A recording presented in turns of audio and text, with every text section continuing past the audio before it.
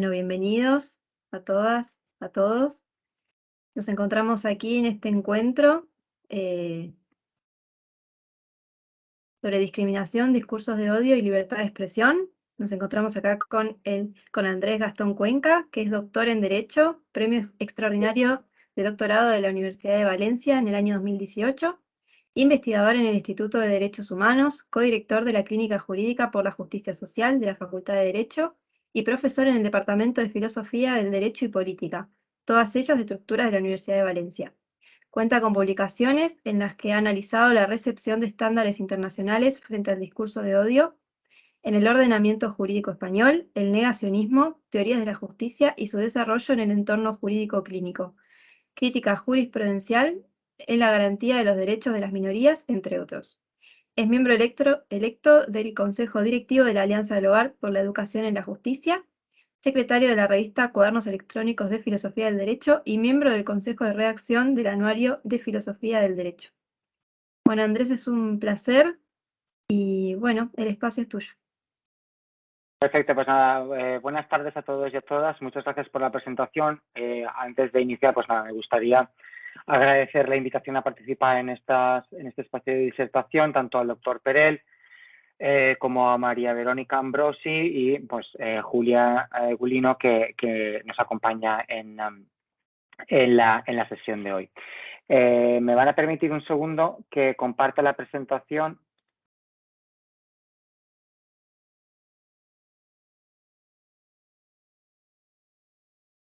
Vale.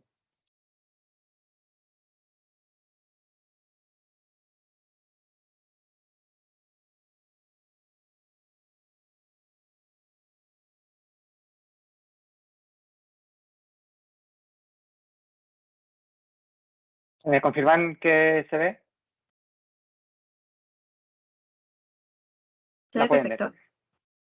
Perfecto, pues nada, como bien ha comentado Julia, en algún momento María Verónica me sugirió a través del doctor Perel una modificación del título y realmente finalmente la sesión de esta tarde se titula Discriminación y libertad de expresión, desafíos contemporáneos. De alguna forma me voy a centrar en el tema del discurso del odio, pero no de una forma tan general como ya realicé en la presentación que realicé, creo que fue en el año 20, sobre el marco general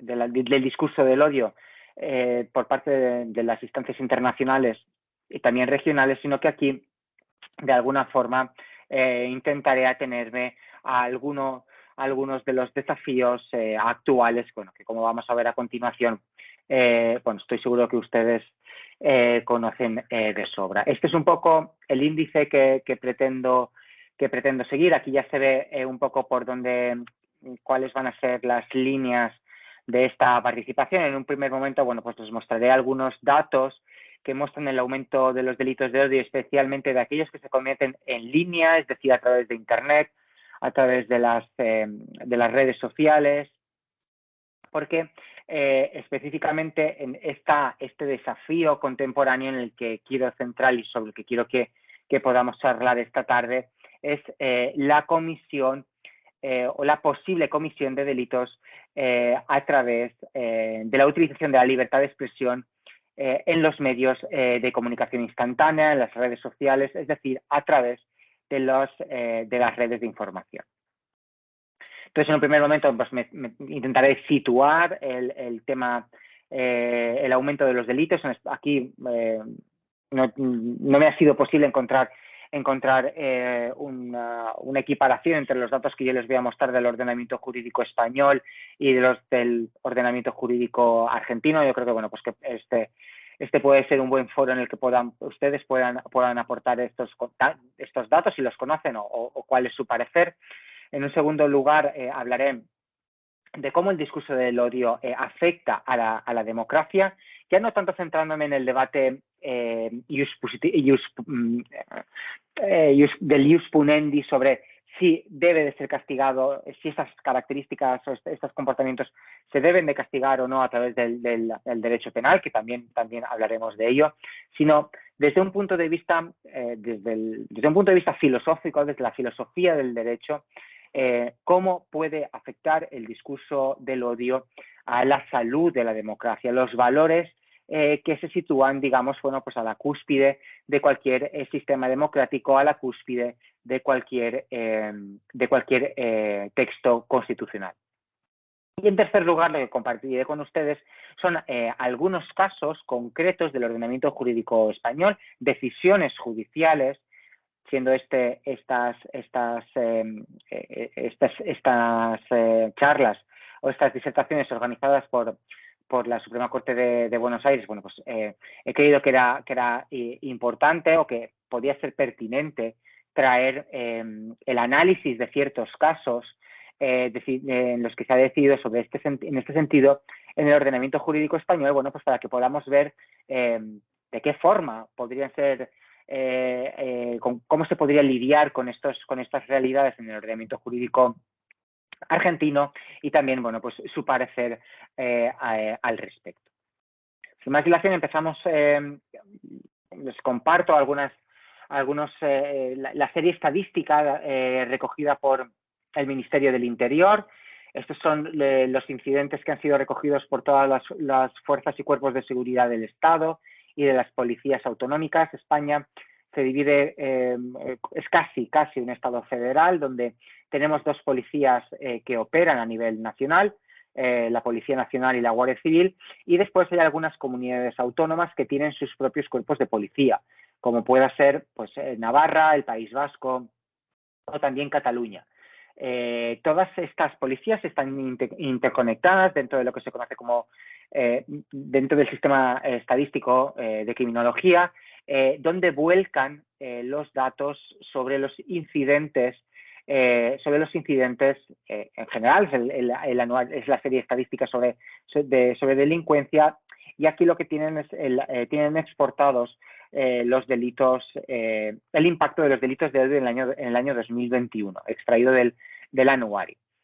Como pueden ver, bueno, pues muchos de ellos son algunos que tienen que ver con el racismo, la xenofobia, como tienen aquí, orientación sexual, delitos cometidos contra las personas con discapacidad. Aquí podemos ver cómo las series van aumentando año tras año. Es decir, aquí no, pero des en cuenta qué año es, que es el año pandémico. Entonces, claro, las relaciones sociales pues decayeron. Esto ha afectado en general, el año de la pandemia ha afectado en general yo creo que a todas las estadísticas de cualquier área de conocimiento, y cómo no, pues también ha afectado al número de delitos cometidos. Pero en general se puede observar cómo hay una serie al alza, de acuerdo, de delitos cometidos en este sentido en España. Esto es una tendencia que también se verifica en los estados de alrededor de España. Es una tendencia que se verifica también en Francia, que se verifica en el Reino Unido, que se verifica también en Alemania o en Italia. Como cada año se van recogiendo más incidentes que tienen que ver todos aquellos comportamientos que se pueden calificar como delitos, bueno, pues que delitos de odio. También podemos hablar sobre la nomenclatura, o delitos que tienen que ver en general, delitos que tienen o que son cometidos como consecuencia de la intolerancia. Si específicamente nos centramos en las tipologías delictivas, no sé si lo ven bien, lo que pasa es que ahora mismo no sé cómo hacerlo más, espero que lo vean bien. Si se fijan por la tipología delictiva, aquí podemos ver que de alguna forma, las que nos interesan para la charla de hoy no serían las lesiones, pero sí serían las amenazas, ¿de acuerdo? Porque las amenazas pueden ser cometidas de palabra, pero también hay amenazas que pueden ser cometidas a través de las tecnologías de la comunicación, las injurias, también el trato degradante, la incitación al odio, por supuesto, coacciones, y esto de aquí, bueno, que es una especie un poco de cajón desastre que también pueden ser cometidos a través de las tecnologías de la comunicación, digamos. Aquellos que no pueden ser, bueno, pues las lesiones y las injurias, pero como pueden ver, dentro de todos los delitos, los hechos que pueden ser cometidos como consecuencia de un móvil intolerante o, bueno, delito de odio, entramos en bastantes de las categorías que vienen siendo recogidas por el anuario estadístico. También si vemos, bueno, pues los datos recogidos por tipología penal, teniendo en cuenta el perfil del autor, vemos que también, bueno, pues algunas de las conductas o de las tipologías que más se materializan son, bueno, pues tanto las amenazas como la incitación al odio o el trato contra la dignidad de las personas. Todas ellas, bueno, pues también conductas que, como les estoy comentando, se realizan, muchas de ellas se realizan a través de las redes sociales, de Internet, de las nuevas formas de comunicación que no tienen que ver con aquellas tradicionales. ¿Qué presenta esta realidad? Es decir, ¿por qué hay una preocupación por el aumento de estos delitos de odio? ¿Por qué se realizan esas estadísticas tan detalladas? ¿Por qué se pone el acento? ¿Por qué hay una agenda política? ¿Por qué hay una agenda política que intenta, de alguna forma, administrar o navegar o reconocer esta problemática e intentar, bueno, pues de alguna forma proveer de una solución? La Constitución Española de 1978, en su artículo 20, reconoce el derecho a la libertad de expresión. Esta realidad lo que nos presenta es lo que se conoce como una colisión de derechos fundamentales. Por una parte, tenemos que los ordenamientos jurídicos de los estados democráticos protegen, como no puede ser de otra forma, el derecho a la libertad de expresión como una de los pilares fundamentales de cualquier estado democrático, pero al mismo tiempo, y esto es el caso del ordenamiento jurídico español, es el caso del artículo 20 de la Constitución española, al mismo tiempo que reconoce el derecho a la libertad de expresión, como tienen aquí reconocido, de acuerdo, en general todo el apartado 1, al mismo tiempo, y resalto también el 2, porque de alguna forma se parece al artículo que vamos a ver a continuación de la Constitución argentina, establece que este artículo, o sea, que este derecho, perdón, mejor dicho, que el derecho a la libertad de expresión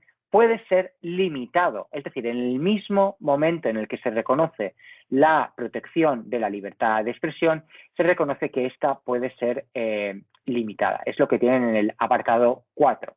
Estas libertades tienen el límite en el respeto a los derechos reconocidos en este título, en los preceptos de las leyes que lo desarrollen y en especialmente el derecho al honor, a la intimidad, a la propia imagen y a la protección de la juventud y de la infancia. Es decir, es una forma de proteger la libertad de expresión que de alguna forma que se asemeja a constituciones que de alguna forma tienen su origen o que deben o que son informadas en la Constitución francesa y en la Constitución alemana, que recogen también artículos que van en este sentido, y de alguna forma también, aunque en artículos del Pacto Internacional de Derechos Civiles y Políticos, que en el artículo, si no recuerdo mal, 19, que es el que protege la libertad de expresión, también establece que se pueden someter, que la libertad de expresión puede estar sometida a limitaciones, cuando ésta de alguna forma ponga en peligro otros derechos también protegidos en el texto. Por cuanto tiene que ver con la Constitución argentina, si vamos al artículo 14 y al artículo 32, que, bueno, grosso modo son aquellos y salvo error, salvo que ustedes me corrigen, son aquellos que protegen la libertad de expresión en el ordenamiento jurídico argentino, que tienen, bueno, pues, tienen la libertad de publicar sus propias ideas sin censura previa, de aprender y enseñar, libertad de culto, bueno, y el 32 que establece que las leyes no restringirán de alguna forma la libertad de imprenta o que establezcan y establecerán sobre ella una jurisdicción federal. Aquí, como vemos, estos dos artículos se asemejan un poco más a lo que de alguna forma, y esto también lo podemos discutir con posterioridad, al sistema norteamericano, es decir, el sistema de las enmiendas. La primera enmienda de la Constitución de los Estados Unidos establece, bueno, pues que la libertad de expresión es uno de los valores fundamentales de Estados Unidos de Norteamérica, y que el Congreso, además, utilizando esta misma forma de expresión, el Congreso no debe establecer ningún tipo de limitación, no debe establecer ningún tipo de regulación que pueda limitarlo. De aquí, pues, se puede entender desde un primer momento cuál es el acercamiento que ese determinado ordenamiento jurídico puede tener al discurso del odio, puede tener a la limitación de la libertad de expresión dentro de las diversas áreas en las cuales este derecho puede ser utilizado para transgredir otros derechos también protegidos en el texto. ¿Qué podemos entender por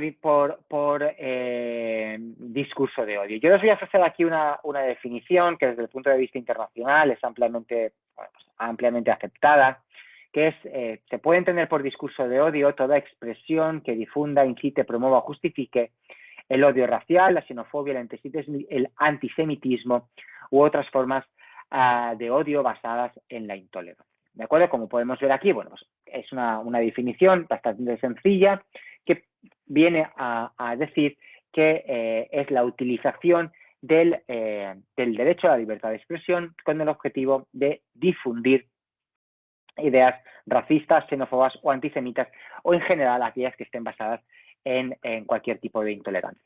Y aquí lo que me gustaría preguntarles a las personas bueno, a Cristina o a Mariana, es si creen ustedes, abrimos un momento del debate, si creen ustedes que el Estado, en este caso el Estado argentino o cualquier Estado, si el Estado debe de proteger, debe de establecer, debe de limitar la libertad de expresión en favor de los colectivos que pueden verse afectados por este tipo de discursos, y en segundo lugar, si creen que este tipo de discurso es dañino para los valores democráticos. Se lo pregunto porque, como podemos ver, bueno, pues no todos los ordenamientos jurídicos tienen este acercamiento, no la mayoría de la sociedad en un determinado contexto jurídico puede creer que es necesario limitar la libertad de expresión para, bueno, pues para proteger al propio Estado. Es decir, no alejándose de posiciones de democracia militante, o alejándose de posiciones paternalistas, en algún caso también, en la que él tenga que el Estado entrar a proteger a colectivos concretos y no sean los propios colectivos los que puedan defenderse a sí mismos. Entonces, no sé si han tenido la oportunidad de reflexionar sobre esto, si se han enfrentado a algún tipo de caso, de realidad en este sentido. Cristina, Mariana, no sé si quieren intervenir.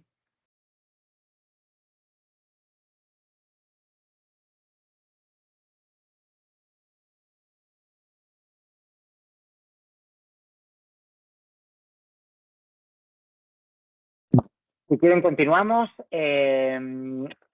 Yo estoy a favor de la regulación, ¿de acuerdo? De la regulación en este tipo de conductas, por lo que les voy a contar a continuación, ¿de acuerdo?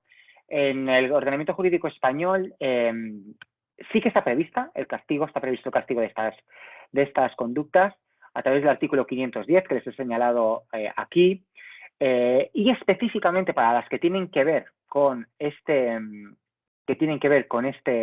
con lo que nos ocupa hoy en esta charla, que es las conductas realizadas a través de medios de comunicación social o a través de Internet. El artículo 510 tiene un apartado específico, que es el tercero, que prevé que es un agravante, ¿de acuerdo? Es un agravante, y prevé que las penas que se prevén, que las penas que se contemplan en el artículo 510 para la materialización de las conductas que se entienden como promoción de la promoción de la intolerancia, se deben de imponer en su mitad superior cuando los hechos se cometan a través de los medios de comunicación social, a través de Internet o a través del uso de las tecnologías de la información. Por lo tanto, es decir, cuando el contenido puede hacerse accesible a un elevado número de personas. En el ordenamiento jurídico español sí que se prevé que se realicen, que se puedan agravar las penas por este motivo. Entonces, ahora pues entramos en esta discusión. ¿Por qué es este discurso dañino para la sociedad? Yo les voy a comentar por qué yo creo que es dañino y por qué estoy a favor de que exista algún tipo de regulación o desde el punto de vista o por qué desde el punto de vista un punto de vista filosófico jurídico existe o se debería de alguna forma gestionar los resultados o lo que propone este tipo de discurso dentro del seno de la sociedad. Como les digo, el acercamiento es desde el punto de vista de la filosofía del derecho. Después, el acercamiento penal, bueno, pues lo podemos ver, si el ámbito penal es el mejor, si puede ser mejor el administrativo, si puede ser mejor el civil, o otras áreas del derecho que no tengan que ver con el derecho penal. Pero si nos atenemos desde el punto de vista filosófico, ¿por qué es este discurso dañino para la sociedad? Bueno, en primer lugar, este discurso es dañino porque no únicamente se dirige en contra de no es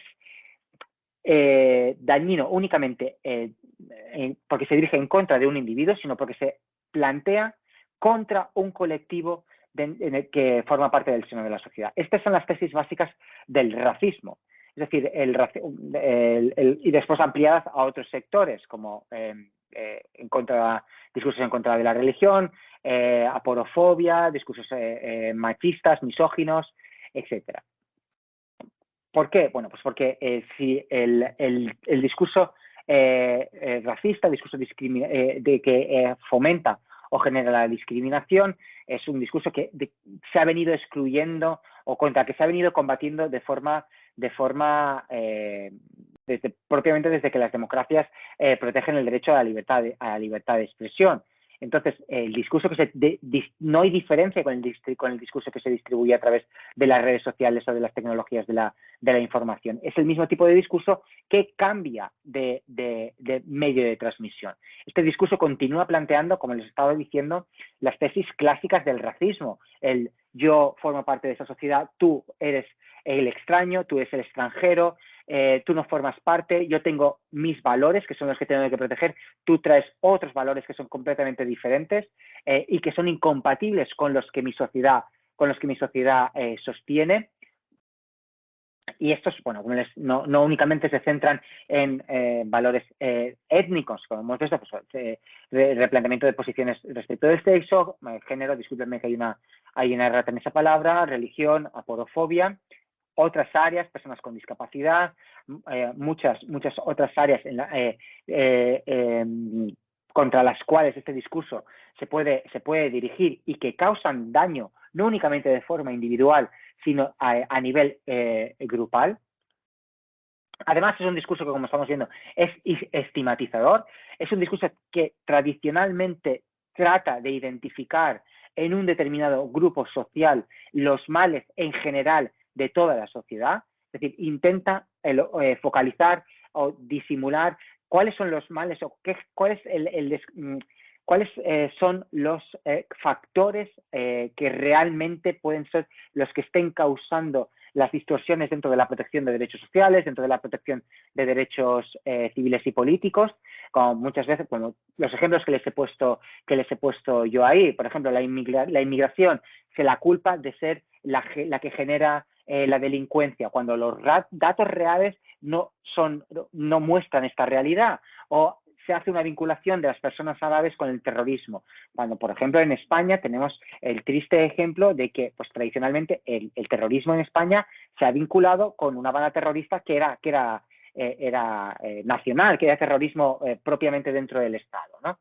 Entonces, y además, otros colectivos que han sido estigmatizados tradicionalmente y desde los años 90, el colectivo homosexual con el VIH, quiero decir, se les estigmatizaba y se les señalaba como los causantes de esta enfermedad, del virus, de su transmisión. Y esto ha vuelto a pasar ahora. No sé si en Argentina si llegó la viruela del mono. España fue, no sé, no tengo ahora los datos, pero España durante mucho tiempo fue el país donde más transmisiones de viruela del mono se estaban realizando, y también se estaba estigmatizando al colectivo no homosexual, sino al colectivo en general de hombres que tienen relaciones sexuales con otros hombres, y señalándoles como si fueran los que hubieran causado la enfermedad, ¿no? Y también, por supuesto, respecto de los menores no acompañados. Hay un discurso muy fuerte en estos momentos también en España por parte de determinados grupos políticos que los vinculan con robos, con lesiones personales. Bueno, cuando se ven que, en general, si uno va a la serie estadística, por ejemplo, lo de los datos que les he mostrado al principio, ve que una amplia mayoría de los delitos cometidos en España los cometen los nacionales. También porque lo que propone este tipo de discurso, sobre todo también el que se genera a través de Internet, es la creación de un determinado clima que pueda llevar o que pueda generar o que tenga como objetivo un levantamiento de la sociedad en contra de ese determinado grupo social contra el que se está dirigiendo el discurso. Es decir, esa estigmatización que se realiza de ese determinado grupo, lo que pretende es una reacción social. Es decir, que haya un rechazo, que haya una limitación de sus derechos, que se sientan excluidos, y no únicamente por el discurso, sino por la reacción que pueda tener la gente en la calle, en el supermercado, en el parque, en la guardería cuando uno lleva a sus hijos. Que haya que palpen el rechazo dentro de sus relaciones sociales con el resto de personas. Además, tenemos que tener en cuenta que este tipo de discursos se basan y visibilizan y traen a colación la discriminación estructural. Es decir, tenemos que recordar que se basan en la discriminación en contra de colectivos que tradicionalmente están vulnerabilizados por el ordenamiento jurídico. No hay discurso, no se distribuye discurso de odio en contra del hombre blanco del hombre blanco de clase media alta. Uno no encuentra este tipo de discursos de odio. El discurso que se transmite y que se difunde a través de las redes sociales, que se puede calificar como discurso de odio, se dirige en su amplísima mayoría en contra de colectivos, como les estoy diciendo, colectivos vulnerabilizados. Y lo que intenta es mantener el statu quo lo que intenta es mantener y retener que las personas que retienen el poder continúan teniendo esta potestad mediante la deslegitimación del resto de colectivos, deslegitimación pues, del feminismo, ahora con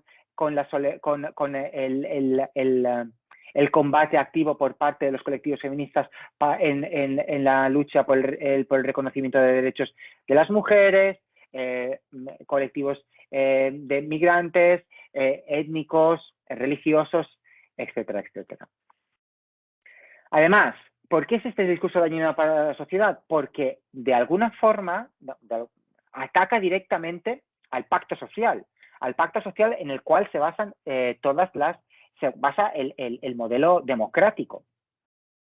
El discurso de odio ataca directamente y desde un punto ontológico las bases del pacto social, que, como les estoy diciendo, son las bases de las democracias actuales. Es decir, el pacto social se basa en que toda la ciudadanía tenga desde una perspectiva igualitaria, pueda participar en pie de igualdad en la configuración de la sociedad. Es decir, todo el mundo puede participar en el ordenamiento del espacio público. Pero, sin embargo, ese tipo de discurso lo que está intentando el objetivo que se presenta es que una parte de las personas que conviven con nosotros sean expulsadas, no puedan participar, que la política pública sea decidida por, como les estaba diciendo y unido con la diapositiva anterior, por aquellas personas que detentan el poder, que detentan el statu quo, y por lo tanto, de alguna forma, es retrotraernos a la ley del más fuerte. Es decir, cuando yo excluyo del pacto social o intento limitar el poder de participación de un determinado colectivo en el espacio público, en la determinación de la política pública, o no lo reconozco como un interlocutor válido, es decir, lo que este colectivo opine no va a importar, no tienen legitimidad para opinar sobre nuestro ordenamiento jurídico. Una vez más, este discurso, nosotros, ellos, no los reconocemos como interlocutores válidos, por lo tanto, cualquier cosa que digan no va a tener un impacto en el desarrollo de la política. Esto es volver a la ley de más fuerte, es negar es volver otra vez al estado de naturaleza, donde no existe una protección igualitaria de las personas, de todas las personas que convivimos en la sociedad. A ver, un segundo, porque no puedo pasar la diapositiva ahora. Y por último, el discurso como acción, porque ese es como último dentro de esta serie de por qué el discurso de odio y sobre todo aquel que se transmite a través de Internet es dañino para la sociedad. Tenemos que tener en cuenta aquí las opiniones, la teoría de Austin o de Searle o de Habermas, que cuando tratan que con el lenguaje es posible hacer cosas. Es decir, el lenguaje no es un vehículo de comunicación, pero al mismo tiempo es una herramienta a través de la cual yo puedo hacer cosas. Hacer cosas, aquellas personas que somos expertas en derecho, podemos, pues, por ejemplo, cuando un juez o cuando la persona que tenga atribuidas las potestades para hacer ello, pronuncia las palabras, yo les declaro unidos en matrimonio, únicamente mediante el pronunciamiento de estas palabras, estas personas han quedado unidas en matrimonio, es decir, que las palabras pueden ser utilizadas para hacer cosas. Pero es que el lenguaje no únicamente puede hacer cosas desde este punto de vista. El lenguaje, dentro de la perspectiva jurídica y dentro de la jurídica y sociológica, es una herramienta de construcción social, es una herramienta de reconocimiento. Cuando se participan en los debates, cuando tengo el reflejo en la interlocución con los demás. En esa fase discursiva, no únicamente yo expreso cómo soy, qué es lo que quiero, cómo quiero configurar mi vida, sino además entablo una conversación con otra persona de la cual se establece una retrotracción de opiniones, de comentarios. La utilización de la exclusión del discurso del odio tiene relevancia en este punto de vista desde la perspectiva que pretende la eliminación de la pluralidad. Es decir, al no reconocer esa construcción o la posibilidad de la construcción del otro a través del lenguaje, también es una forma de limitación por ejemplo, de uno de los derechos básicos que tiene cualquier persona en cualquier ordenamiento jurídico democrático, que es la decisión de su propio plan de vida. Es decir, cuando no se establece esa herramienta de construcción social, cuando no se me permite a mí definirme, pues hay una limitación de las bases básicas de la construcción del derecho a la autonomía personal. Por lo tanto, una vez hemos pasado este trámite o esta área de por qué creo que debe de castigarse, entramos en la de qué debe castigarse. Esta pregunta, como entenderán, bueno, pues es mucho más complicada. Es mucho más complicada, pues porque genera mucho más debate. ¿Desde dónde debemos partir? Bueno, pues debemos partir de que sin libertad de expresión, pues no hay democracia. Esto es, bueno, no hay debate sobre esto. La libertad de expresión forma parte de las columnas de las democracias actuales y no se entiende la democracia sin libertad de expresión. Además, también tenemos que tener en cuenta que el derecho penal, una de sus características esenciales es el de ser la última ratio. Es decir, debemos de emplear todas las formas pues de castigo o todas las formas de articulación de las conductas humanas por otras vías que no recurran, y únicamente recurrir a la sanción penal cuando pues no haya más remedio. ¿De acuerdo? Entonces, ¿son mejores las acciones administrativas? ¿Son mejores las sanciones civiles? Bueno, pues es una cosa que puede ser discutida. Y en último lugar, para ir finalizando, yo les había traído una serie de noticias. Esto es no noticias, son decisiones judiciales. Esta primera únicamente la he encontrado a través de las noticias porque apenas tiene unos días. Entonces la sentencia todavía no está disponible dentro de los motores de búsqueda.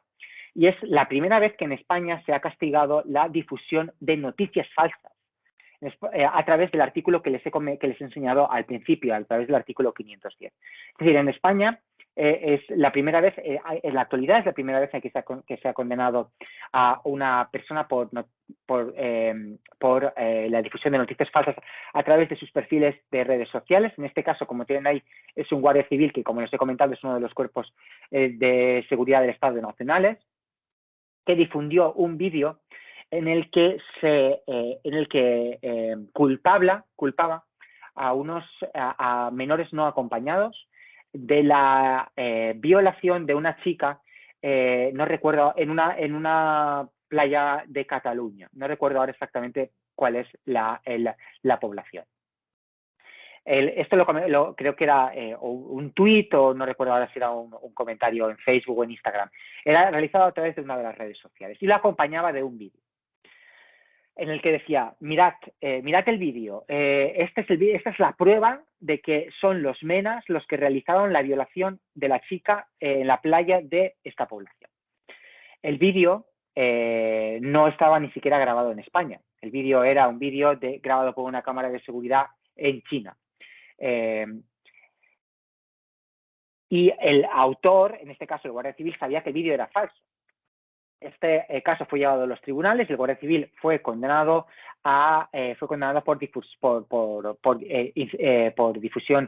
por incitación, por promoción al odio, por el artículo 510 y con una circunstancia agravante del apartado 3. En segundo lugar, aquí tienen una sentencia de la Audiencia Provincial de Barcelona del 21 de mayo, en el que se dan como hechos probados. Esto también es, si no me equivoco, sí, son comentarios realizados a través de Facebook, en los que una persona se dirige a otra, con la que eran una persona que formaba parte de un grupo de Facebook de un determinado pueblo, y se ve que hay una especie de enemistad entre dos personas y a través de comentarios en Facebook le dice, uno de ellos es de origen marroquí, le dice que lo va a mandar a su país y no lo va a mandar en patera. Pateras son como unos barcos bastante precarios que utilizan las personas migrantes para cruzar desde Marruecos a España, que no lo manda en patera o con manguitos, que son como una especie de flotadores que se ponen aquí en los brazos. Que no es persona, que le iba a meter fuegos, que le iba a prender fuego, etcétera, etcétera. Bueno, una serie de comentarios de este sentido realizados a través de Facebook. La Audiencia Provincial de Barcelona condenó a esta persona. Los nombres son de alguna forma graciosos, pero no son los nombres reales, ¿de acuerdo? Por la Ley de Protección de Datos, estos nombres están anonimizados. Si los leen o si tienen interés y buscan las sentencias, no es que se llamen Ruperto o no sé qué otro nombre utilizan por aquí, ¿de acuerdo? Son nombres que tengan en cuenta que están anonimizados.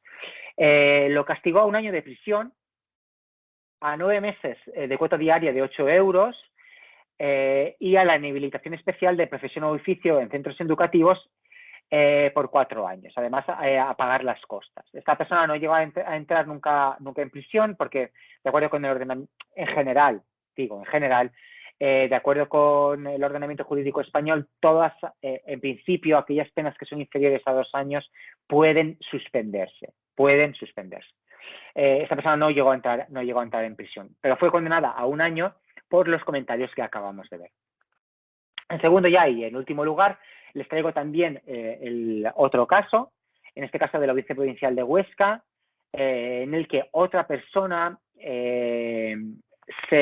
entró dentro de un grupo de Facebook que se llama LGTBI Aragón, perteneciente a la Asociación de Gays Lesbianas de la comarca de la Litera, hizo los siguientes comentarios, ¿no? Qué asco de maricones, viciosos, pederastas, violadores.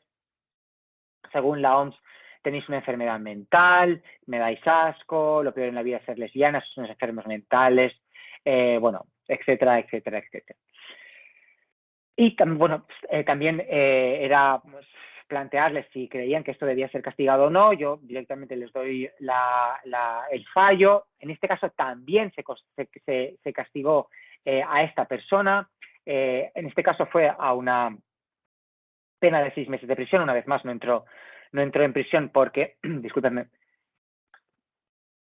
porque la pena fue suspendida, pero también, bueno, a la inhabilitación especial para sufragio.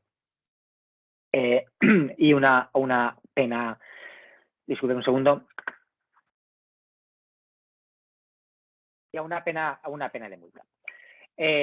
Como pueden ver, bueno, pues en el ordenamiento jurídico, en el español sí que se castigan este tipo de conductas. Es difícil diseñar hasta dónde. Bueno, pues creo ha sido de alguna forma complicado mantener el debate, porque lo que hubiera sido enriquecedor es que, bueno, de alguna forma hubiéramos podido ver o que hubiera habido también una información sobre cómo se acerca el ordenamiento jurídico argentino a esta realidad, si existe legislación en este sentido, cómo están fallando los tribunales o cómo se está articulando esta realidad en el ordenamiento. Pero sin más, les doy las gracias por su atención. No sé si alguna de las personas que han atendido a la sesión tienen alguna pregunta, y si hay alguna persona, bueno, pues que esté viendo esto, que esté viendo la grabación en diferido, aquí tienen mi cuenta de correo electrónico y quedo a su disposición por si tienen alguna pregunta. Muchas gracias y nada, quedo a su disposición. Bueno, muchísimas gracias, Andrés. Bueno, tienen los micrófonos habilitados por si quieren hacer alguna consulta. Si no, mientras tanto, yo te agradezco por parte del Instituto de Estudios Judiciales, Andrés, ahí que en conjunto con la Universidad de Valencia se pudo dar este encuentro. Así que bueno, estuvo muy interesante. Y no sé si alguna de las asistentes quiere hacer algún comentario, aporte, consulta. Está abierto, si no, mismo como dijo Andrés, ahí está el correo de contacto también. Bueno, en el chat te agradecen. Cristina te agradece tu exposición. Muchas gracias, Cristina.